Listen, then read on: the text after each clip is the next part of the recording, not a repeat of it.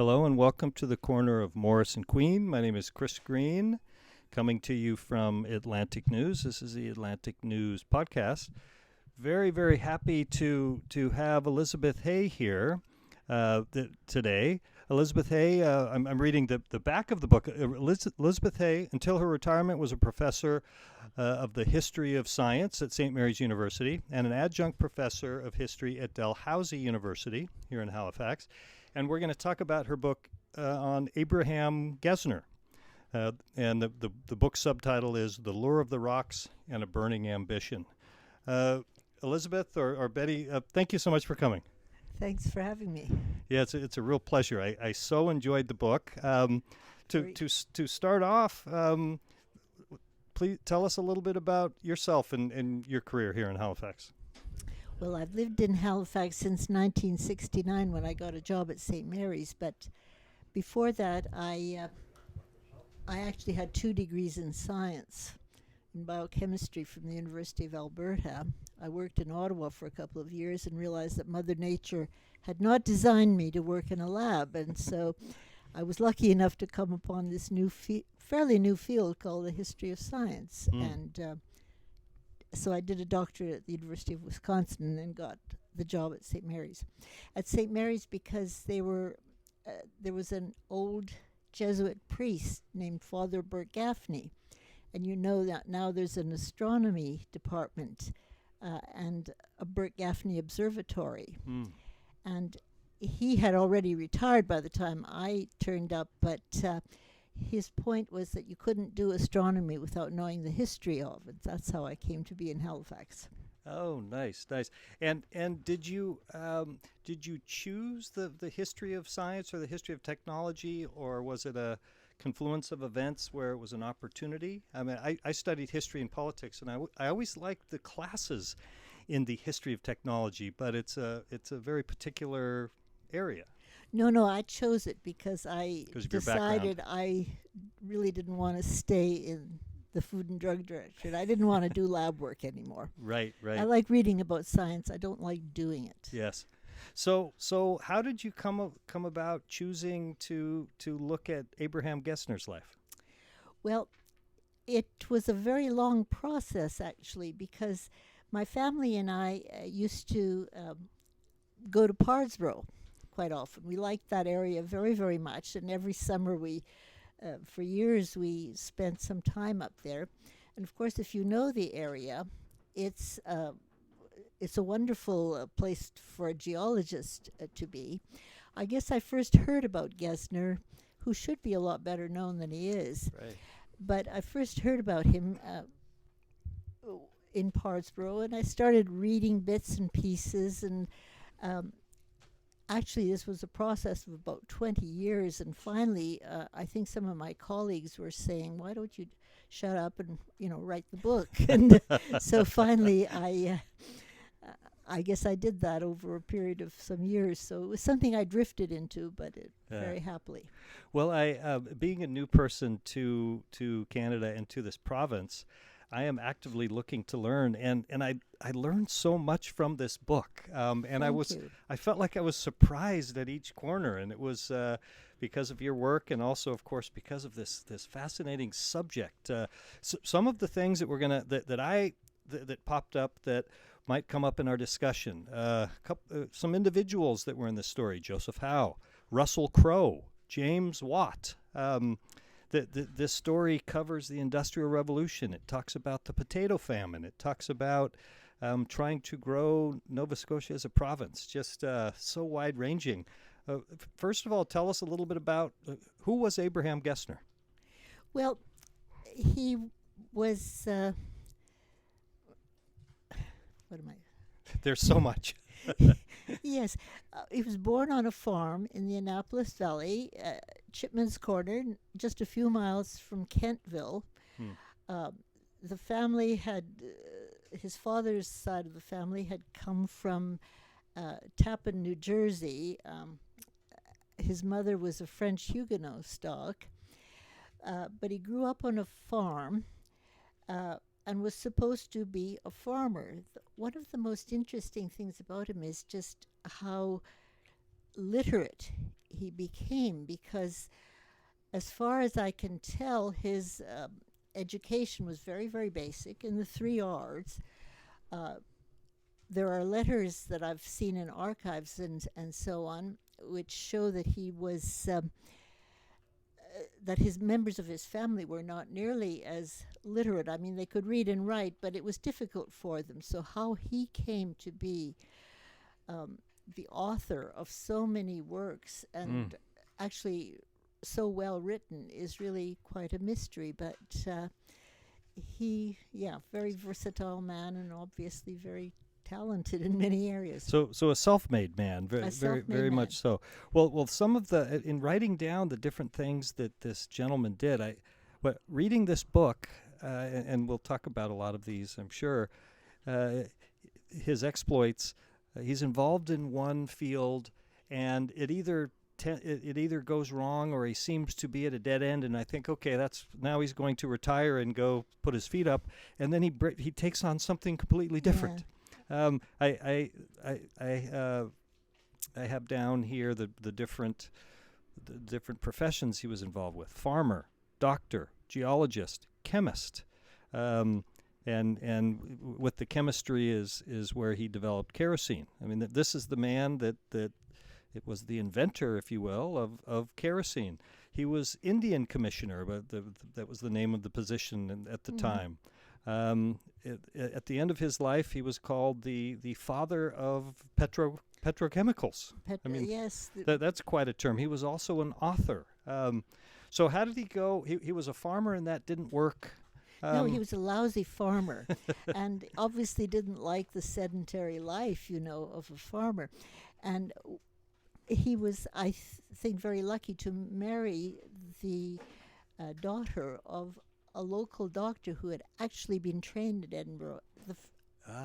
And to get him out of debt, away from a debt, really, I think what happened was that his father-in-law arranged for him to go to medical school in England. This was at a very, very crucial time. He didn't like medical practice much more than farming, and he didn't stick with it very long. But while he was in England for something like 15 months in London, he actually encountered William Brand, a chemist who was lecturing in the medical schools.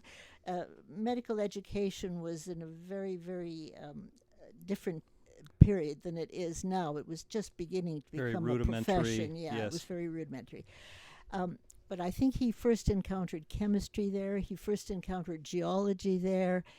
And I think that set him off so that when he came back after a year abroad, he went to Parsborough. He was appointed as a physician there.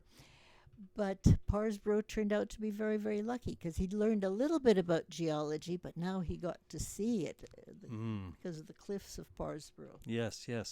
So he came back as a trained doctor, but then started looking around and seeing this geology is interesting. Oh, yes. The doctor bit is I don't know if he thought it was less interesting. He wasn't making a whole lot of money as well. So then the pivot to geology, did that take him to New Brunswick before he came back to Nova Scotia, or?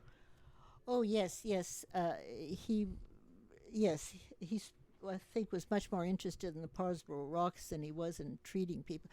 Medicine was still very rudimentary. This is before there is, the best surgeon is the fastest one because they still didn't have nitrous oxide and so on and so on. It was a very rudimentary stage, but he did some work on the geology of Nova Scotia, and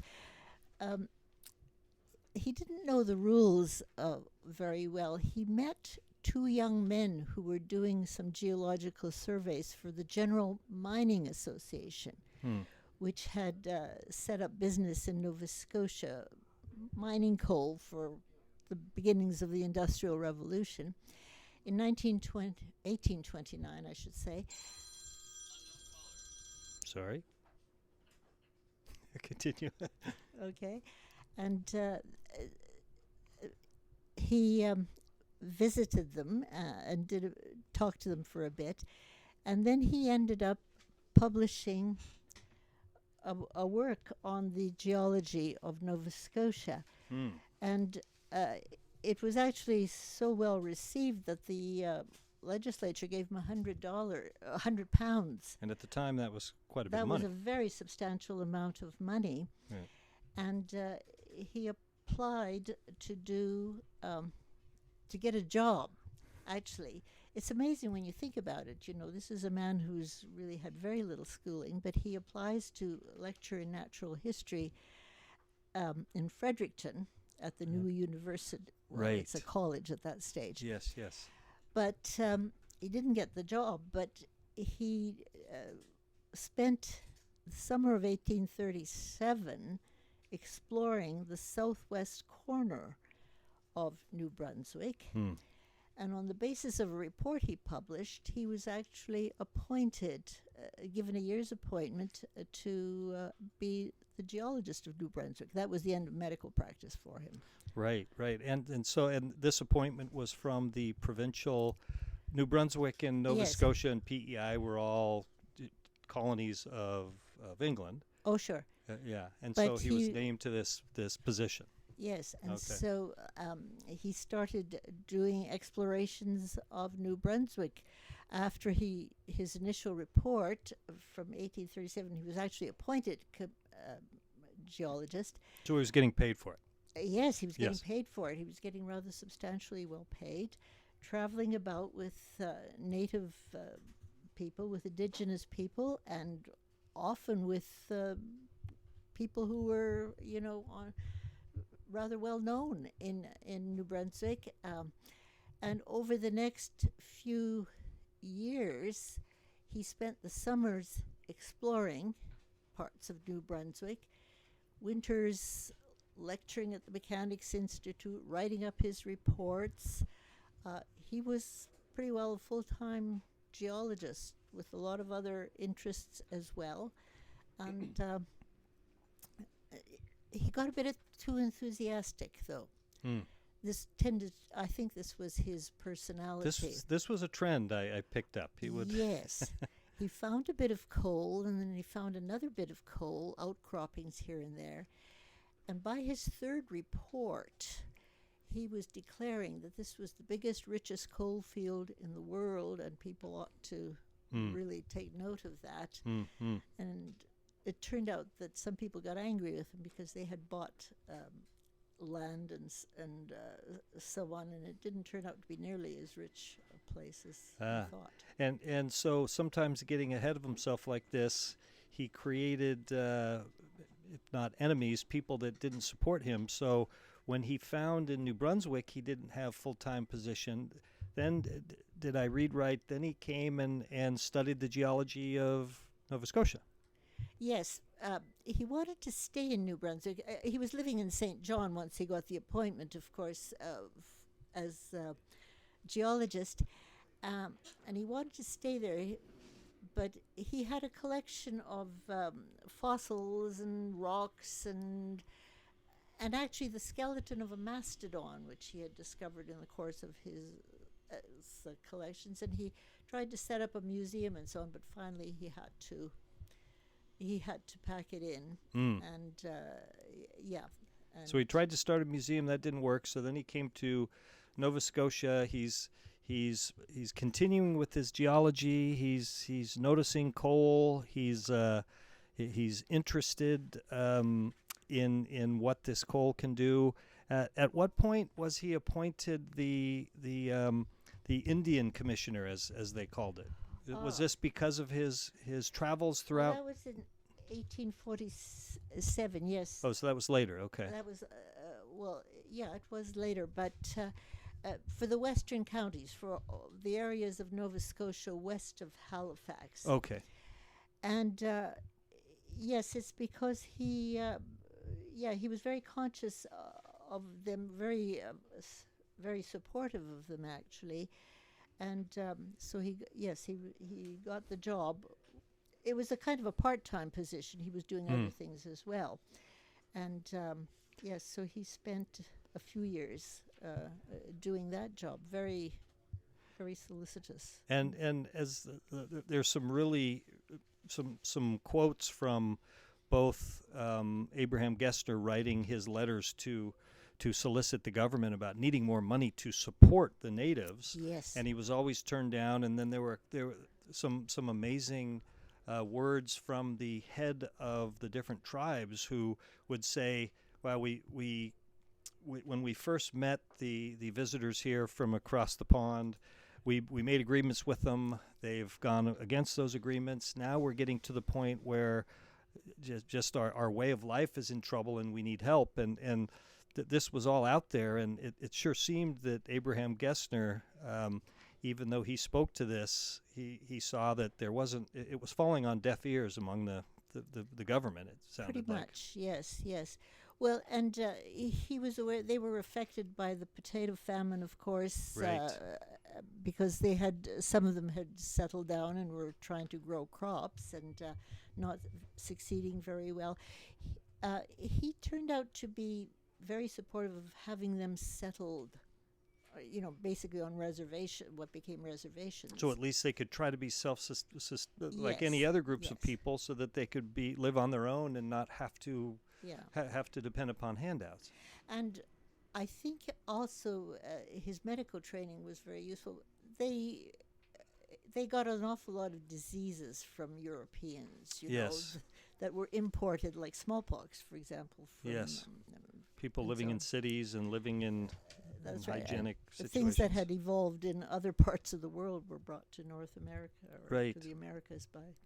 So he while he was serving as Indian commissioner, was it during this time that that he met the gentleman that really changed his life and changed the yes. course of the history of technology? This swashbuckling character, Thomas Cochrane, or the 10th Earl of Dundonald.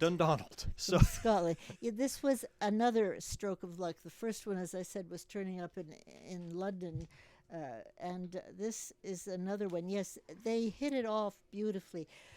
kindred souls, it seems, in a lot of ways. Absolutely knew each other, worked together for just a few years, but it was very, very productive because, yes, Cochrane had a very, very interesting life before that. His life read as a comic book. So Cochrane came to Halifax as the vice admiral of the fleet of for British North America. He was And the West Indies. in the West Indies, right? And he traveled down there. So he was here between 1848 and 1853. And what a life this man had! I read that he was ultimately buried in Westminster Abbey. I mean, that not everybody Yes. gets that honor. No, he was the son of the ninth Earl, who was a complete, utter, total failure economically.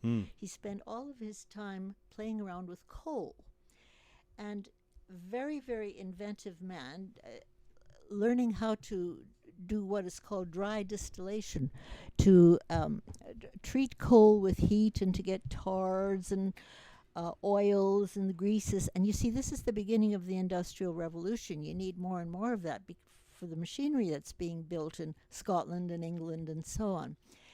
And So the father of the 10th Earl, no, the ninth, the ninth Earl. he was experimenting and interested in coal, very much like Gesner and the 10th Earl did. 50 years later? 50 years later, Yes. that's right. And but while the interesting thing is that while the ninth Earl was doing these experiments and developing all of this coal and the tars and greases that were very useful, he was really disgusted with the gas that kept coming off this stuff. And there are tales about him scaring the neighbors across the Firth of Forth to pieces because he was lighting this stuff, and the sky was exploding. And his son was a superb sailor, but he got into trouble. He offended some people in the establishment, and for a while he was not sailing. And he helped his father with experiments, and himself developed a lamp for burning of the oils that were coming off the, from his father's. The illuminating oil, the as it was called. illuminating Yes. oil, yes. So that this was the Thomas Cochrane, the 10th Earl. The 10th Earl. He developed a patent, didn't he, in the yes, UK? Yes, he took out a patent and Or so in on. England. Did some did some work assisting revolutions in Chile and in Peru and so on, and then became part of the establishment again. He was taken back. He came back and he was taken back. So the swashbuckling bit, as you mentioned in the book, the Patrick O'Brien's master and commander, his character Jack Aubrey, who was played by the Australian, what's his name? The Australian. I'm sitting next to an Aussie, Russell Crowe. Russell Crowe. So this character, this fictional character was based upon Thomas Cochrane, and he was an amazing, as you write about it, an amazing leader of men and fighting in battles. He goes afoul of the establishment, so he goes down to South America and fights battles down there. Chile and Peru. Yes, so then he comes back, and somehow because of the waves of politics, he's back. He's back in the fold, so to speak. So that's what then brought him over to Halifax. Yes, then he got this appointment as Vice Admiral of the Fleet, which I guess was a pretty classy appointment. Right. He employed Gesner straight away, because Gesner, when he was living back at Shipman's Quarter, he must have been very unhappy about that, but he was writing books for immigrants. A book about New Brunswick, a book about Nova Scotia, and Gesner 8 pages about Prince Edward Island. So he was basically writing books about why immigrants should come to these colonies because there were so many amazing opportunities. That's right. And Cochrane, I guess, came upon these books and contacted Gesner before he ever arrived, and he also became his employer. And Cochrane also knew about Gesner's work as a geologist, of course, as well, or did he? Well, I'm not sure about that. Oh, interesting. So it was just I think it was really the promotion books, the promotion if the you will. immigrants. Yes. Okay, yes. so Cochrane gets here. He contacts Gesner and hires him on as his assistant, or that's right. And I think they hit it off straight away. And Gesner moved to Sackville from Chipman's Corner, and they started to do experiments together. And they just hit it off because what Cochrane could tell him about generating gases and oils and burning oils was very, very good. That's the sort of thing that appealed to him straight away. And so I guess they did experiments together. Gesner was interested. Cochrane was interested. He saw his father experimenting. Yes. Help us out here. Those of us, I learned this in the book, but those of us that are less aware of the history of technology. At this time, before kerosene, how did people get light inside? Candles. Candles. Not great reading light. No, by the time Gesner got to London, this was way back in 1825, there were lots and lots of gaslit streets. There were gas lights. There were gas lights by that time in Baltimore, I think. I don't know where else. Right. But this was only outside. Outside for street lighting. And this gas was a form of something from coal? From coal, yes. Coal yes, gas, okay. yes. And so the trick was how to get something like this inside that was that didn't stink, that didn't wasn't going to explode. All of but these you things. see, they chanced. He and the 10th Earl chanced upon something called Trinidad pitch. There's a great pitch lake in Trinidad, which interested Cochrane very much because he thought, well, you could, this pitch would be good for lubricating things and so on. Found it to be a damn nuisance. He took some back with him from Trinidad and found it had congealed in the hold of his like ship. Thick tar, kind of. That's right. Yes. So he wasn't very good at that, and so they started to play around with this stuff when he was back in Halifax, and he and Gesner were using the apparatus that his father the Ninth Earl had developed, you see, and distilling it and producing gas. And the gas was brilliant. It was brighter than anything that was out on the streets already. And somehow there was this albertite. It was another kind of what they called asphaltum, which Gesner had come upon when he did his initial exploration of New Brunswick. But so what is that? Is that the Well- equivalent of something like coal that you just get out of the ground? it's a kind of similar substance, except it's not in strata. You see, it's like that pitch lake. Hmm. It's been melted at some point or other, and so it's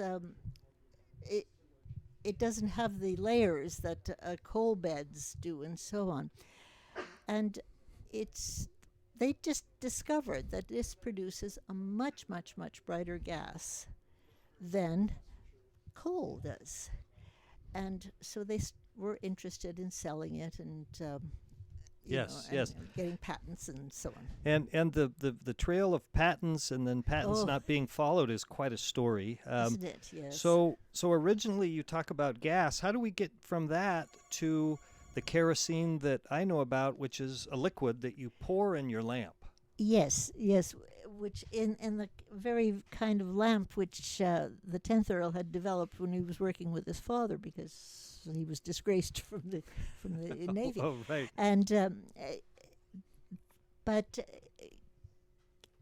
coal oil is very, very useful because you can carry it around in a container, and you can take it out to the barn or to a hillside or something. So you can't do that with gas really very well. So I was fascinated as somebody who grew up in America. I've Yes. always known it as kerosene, and Yes. you mentioned that kerosene, or what you call coal oil, what you grew up with in Canada, the Brits call paraffin, Paraffin. which I think of as wax, but really paraffin, coal oil, kerosene, it's all the same stuff. Yes, it is. The British use the word paraffin, where we would use Right, oil. and you go into the details of this. The story is so amazing, the different things that Yeah. Abraham Gesner do, that he gets into. I was interested that you mentioned that as a child in Alberta, you read by a kerosene lamp, so Yes, or a coal oil lamp, as you a put it. coal oil lamp. Yes. Gesner didn't develop that until he was actually in New York, and Right, this came later, didn't it? this came later. Why? But Why did he? Oh, sorry to interrupt you. Well, it's basically the same basic method of dry distillation. You could produce oils and tars and gases and so on. But if it's liquid, as you say, you can transport it. Yes. It's much easier to take, particularly if you're in a rural area. You can move Absolutely. it from room to room. So why did Gesner go from Halifax? Why didn't it work in Halifax? Why did he need to go down to New York to develop what became a kerosene? So much competition. There was a Halifax Gaslight Company. And Gesner thought he had a patent, but then it turned out he didn't, and the courts ruled against him. and This there were, seemed a theme for him. yeah, there were lawsuits, all of them. Interestingly enough, the president of the gas company, which had been established in 1840, but the president Uniacke actually signed his patent. He was the attorney general. Mm. And then, of course, the Gaslight Company was using albertite and Trinidad pitch and not paying Gesner for his patents and so on. Lawsuits, one after the other. Tried to get his hands on the albertite mine in New Brunswick, but lost another lawsuit there, and finally moved off to New York.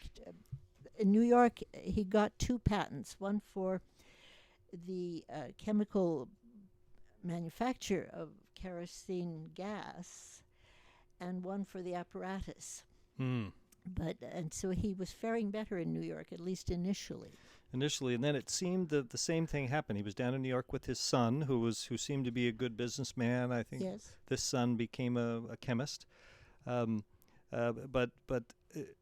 our hero Abraham, he ran into similar issues in New York, where the market was exploding. Gesner Yeah. always felt that he had the purest form of kerosene, but others were. He would try to patent the name, and it would work for a while. There was competition not only in the States but also in England, right, and in Europe. Litigious James Young, Yes. who had come upon paraffin. I mean, people were inventing this stuff. Yeah. This is James Young of Halifax, where Young Street is named after. Is that the same Young or no? Maybe it is. Yeah. Maybe it is the same Young. I don't Yeah. know that. But anyway, Gesner designed buildings for the industrial manufacture of kerosene. So he not only helped design the kerosene, he helped design the buildings where this would be produced in. Yes, and he and his family moved to New York. They'd left Canada behind and were faring brilliantly until the paraffin oil man. This was from England. Yes. And he sued and somehow came out on top. That's right. That's right. And even Gesner's company in New York went bankrupt. And later on it went bankrupt. And about 1860, apparently, he put up a sign on the house that he had bought in New York, in Brooklyn, advertising himself as a physician again. I don't know if anybody actually ever came to be treated by him. And it was interesting how you described this. He hung out a shingle saying he was a surgeon or a doctor, but this was now in an era where the young doctors were trained differently. The technology was better, so I think the way you put it was the only sort of people that would come to Mr. Gesner would be people that couldn't pay enough to go to a proper doctor. Well, really, yes, because by 1860, medicine had changed completely. It changed completely in the previous few decades. In 20 years, amazing. So he was desperate when he did this. So he did this after he developed kerosene, but because of the patents and because of the litigious nature, then he tries to make some money as a doctor. But then what was it that brought him back to Nova Scotia? Was it gold? Because here's another part of the story. Yes. Gold was discovered. Yes.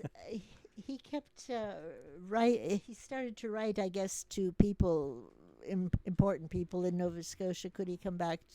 Was there any chance of getting a job at Dalhousie College, for example? Yes, and this is a man who never had a formal education. Isn't that amazing? But yeah, and at the end he finally gets that Dalhousie gig. But I found it so interesting.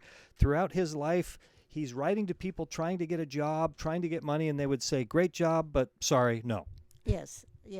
And then finally he gets a job as a professor or a lecturer in natural history at Dalhousie University. University. It becomes a university. And then, of course, up and dies. And, Yeah, it was. He just died at the age of 67. I think I wrote down. And 67. But this was just a year or two after he finally got that job at Dalhousie, and it seemed to be... Never got to take the job up, though. Never got to take the job up. No, it was about 3 months after he was accepted for the position that he up and died. But in the meantime, you see, while he was in New York, after he had been terminated as a chemist at his business in New York, he wrote a book on manufacture of kerosene oil. Yes, which became the textbook. He was dubbed for a while, and I think maybe he still is in certain circumstances, as the father of the petroleum industry, because it was like a textbook of early organic chemistry. He was phenomenal. He was truly phenomenal. Well, that gives me a shudder because I was pre-med until organic chemistry knocked me down. So maybe I could have used his book. I was pre-med at one point too, but I had the wit to realize that I wouldn't be a good doctor. So he was called the father of petrochemicals. He came back to Halifax. He died at the age of 67, and at the end, I just found that this story is so amazing. So he dies. None of his children attend his funeral. His wife comes up from New York, but none of his kids were there. They were all settled and they were all busy there, and they stayed there. So it was tough. So he passed along, and then you mentioned that for 70 years he was he was buried in an unmarked grave at Camp Hill Cemetery in central Halifax. So an unmarked grave. So then in 1922, a professor from Smith University contacts the Museum of Nova Scotia and says, "This is an amazing man. Can you put a monument up?" And the answer? Yes. The answer was, "Not enough money. Sorry." Just so this poor Mr. Gesner can't avoid this answer even in his death. So this is 1922. Then in 1933, as you mentioned, Standard Oil. Now they have a little bit more heft from a professor from Smith. Yes. Standard Oil paid for and erected the granite monument, which is now at his grave. So I find that so fascinating that a man that did so much for the province, did so much for trying to get people to the province, and it wasn't the government that helped settle him in his grave. It was Standard Oil. Standard Oil, yes. Well, I guess that's fitting for a man who started the father of petrochemicals. But he's known locally, I think, particularly as the developer of the kerosene industry. Yes. And if you think about 1850, in households, you have candles. You can't do very much with candles. No. You know, I was delighted when on the Prairie Farm we got electricity. But in 1850, that kerosene oil would have been a miracle. It was a game changer, wasn't it? Absolutely. You could function after dark in your home. Changed everything. Yes, and this was absolutely. part of. So was Gesner and Thomas Cochrane, were these men of the Industrial Revolution, or was it just they happened to be living in this period? I know you can. It's easy to get into theoretical navel-gazing questions, Yeah. but the Industrial Revolution created, because of everything that happened, created all these opportunities. Is that a I guess right way to so. look at it? I guess so. These are very curious, very energetic men, And there were opportunities, weren't there? Yes. When they were in New York, creating these different products for applications such as tar and paving. Yes. I mean, these were the products that were needed during the Industrial Revolution with all of Absolutely. the growth. Absolutely, right? yes. And if Gesner and Cochrane hadn't developed kerosene, gas, and oil, somebody else would have done it very soon. Well, as Young claimed that he had done before, it's not clear whether it was before or not. But there were a couple. There were a couple lines that you put in the book that seemed to fit with Gesner's life. One of them was I wrote a note: bad timing or bad judgment on his part, because he kept seemingly being defeated, but then he would bounce back. But you wrote the proverbial or the old line: "The idea whose time has come." Yes. And that's really what happened with kerosene, wasn't it? He was in the right. Absolutely. Finally, this idea has come. He was in the right situation, and he was able to make some money off it for a while. And somebody else would have done it if they hadn't done it just at that particular time. But they were very, very resourceful and very clever men. So why do you have a sense? You mentioned a couple of times that you could find almost nothing about his private life. There were no letters, there were no journals. So you have to follow the trail of his professional life. But in his professional life, it was setback after setback. He would have a patent, and it would be clear that it was being infringed, and he would lose in the courts. He would try for a job, he wouldn't get it. No. Was this bad timing on his part? Was it bad judgment on his part? Was it just how his life played out? Because it seemed to be a trend for him. I think he was a difficult man. As for private life, no, we really don't know anything except, his son Henry worked in New York promoting his father's business and something like this. But there's really nothing about his private life that we can know about.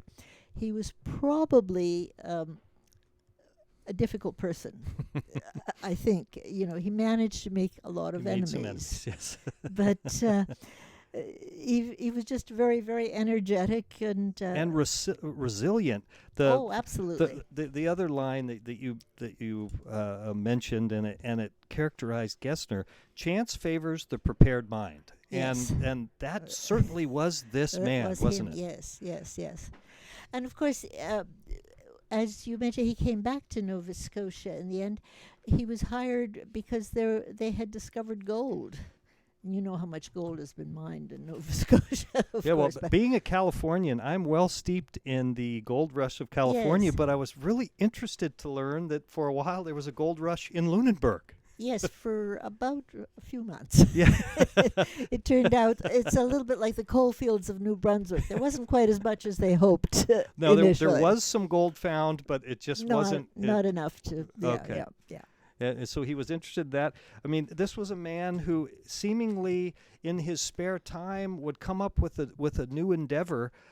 You mentioned for a while before he came back to Nova Scotia when he was in New York, he started thinking about, well, I can manufacture guano, and then this could be used, right? Like you read this and you think, what? Now this guy is studying how to manufacture guano, and he would write to an authority, and the person would say, that's a great idea, but I don't think we can pay you for it, or something to that effect. I think he actually set up a vat somewhere in New York in which he was getting fish, from fishermen. So, of course, fishermen will say, you're going to pay me for this stuff? Here it is. Well, yeah, the carcasses, once they'd filleted the fish, but don't know what became of it because he got distracted. He came back to Nova Scotia to look for gold. That, I guess, was more more appealing than guano in New York. So in reading this, you get such a sense of the time, right? With the potato famine. This led to a Yes. lot of Irish immigrants coming here, but it also affected the people here that were trying to grow potatoes. This time of the Industrial Revolution, where change was happening so fast and so furious that society had to play catch up. And I think are there comparisons with what we're going through today and the huge changes in it's a different revolution, right? It's an online revolution and with AI and the internet. Yeah. Are there comparisons you can make in terms of what was happening then with the individuals, an individual like Gesner that jumped from here to here to here to here to here? Is what he did then possible today, do you think? Well, it's a whole different realm, isn't it? It's Yeah. electronics and AI, as you say, and people like me are out of it completely. I'm afraid. But it's as the thing that's constant about history, the people that look at history, is that change always happens, right? And the Industrial Revolution. You mentioned, and it's so clear, in 20 years, the nature of medicine completely changed. Over Yes. Gesner's professional life, Yes. the chemistry, he became this chemist, which didn't exist Yes. before. And we're living in that now, but it's a different, of course, it's a different realm, but I just find it so interesting, those comparisons. Another comparison with, there's so much talk about immigration right now in Canada, and so much talk about people coming to Halifax, and Halifax is so overcrowded, but I get a sense for the longest time that this area was a place where people that were here were trying to get people to come here. I mean, that's what you mentioned. Gesner became known because he basically wrote I don't know if it was a travelogue, but it was a promoting paper that said, come to this area. Well, isn't it interesting that he wrote a book promoting immigration to New Brunswick and another one to Nova Scotia and then to PEI? PEI as well. Yeah. Yes. I forgot what I was going to say. Yeah. It's just the comparisons with the rate of change today. But he wanted people to come and settle and to farm and to grow things, but it was something that he personally would not have wanted to do. But he was promoting it for all sorts of settlers, and yes. Here was a quote from Mr. Gesner to the Institute of Natural Science when he thought that gold was going to really take off.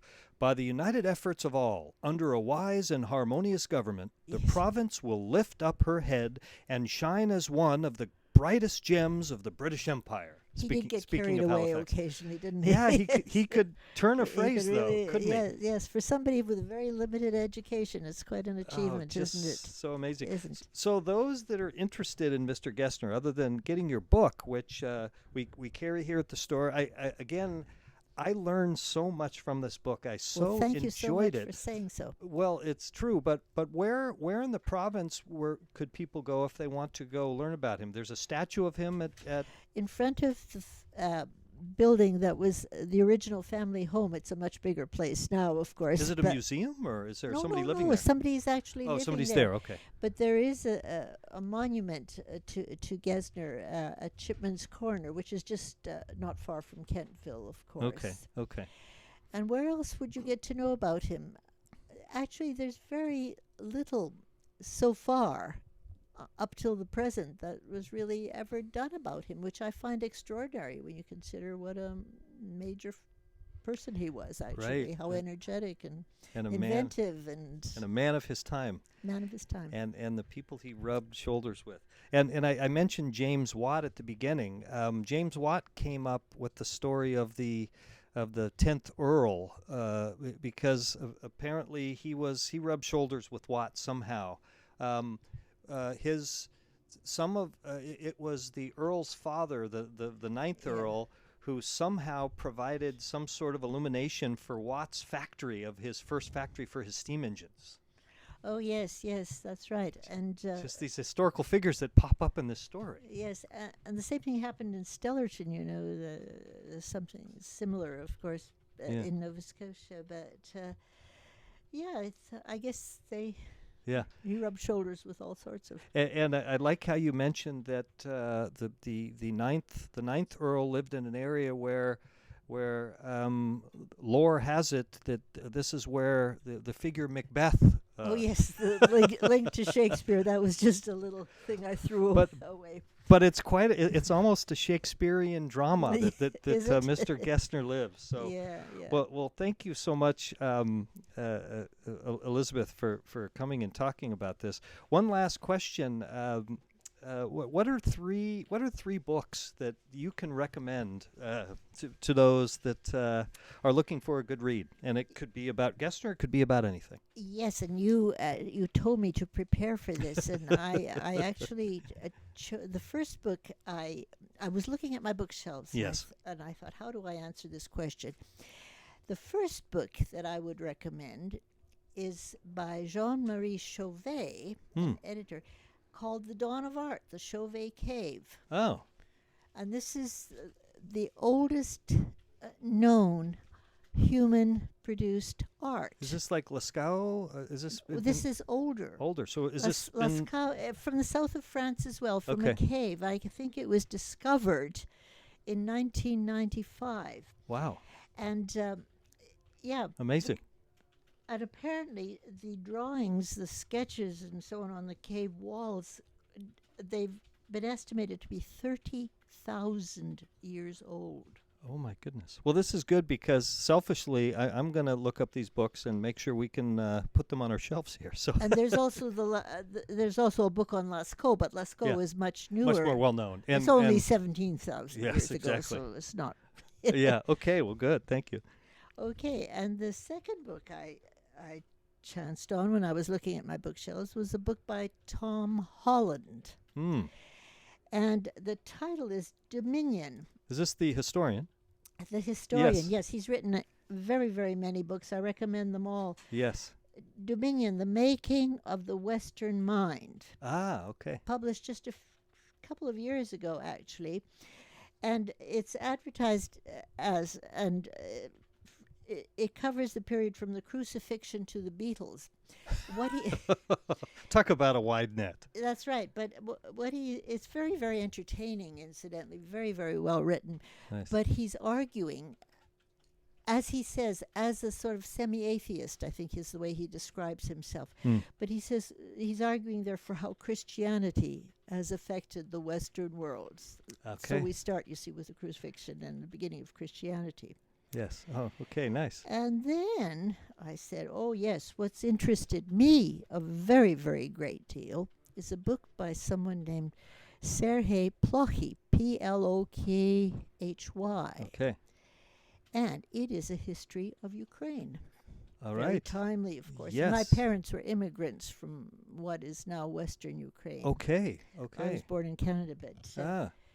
And the gates of Europe A History of Ukraine, published Ah. before this last invasion. But that was that's a book that's been out in the last 10 years, I think. Yeah. Oh yes. Fairly- Well, this book came out in 2017. Yes. Yes. Okay. I remember when that came after out. Crimea was taken by Moscow, but Yeah. I'm not supposed to call them Russians. I'm supposed to call them Muscovites. Oh, is that right? Yes, because the Ukrainians are the descendants of the Rus. Oh. So it's a rather contentious point. But Yeah. anyway, so those are the three books Ah, which well- I recommend, which Well- have nothing to do with Gesner, of course. But those. Well. Thank you for that. And again, Elizabeth, thank you for coming here and have a nice rest of your day. thanks very much.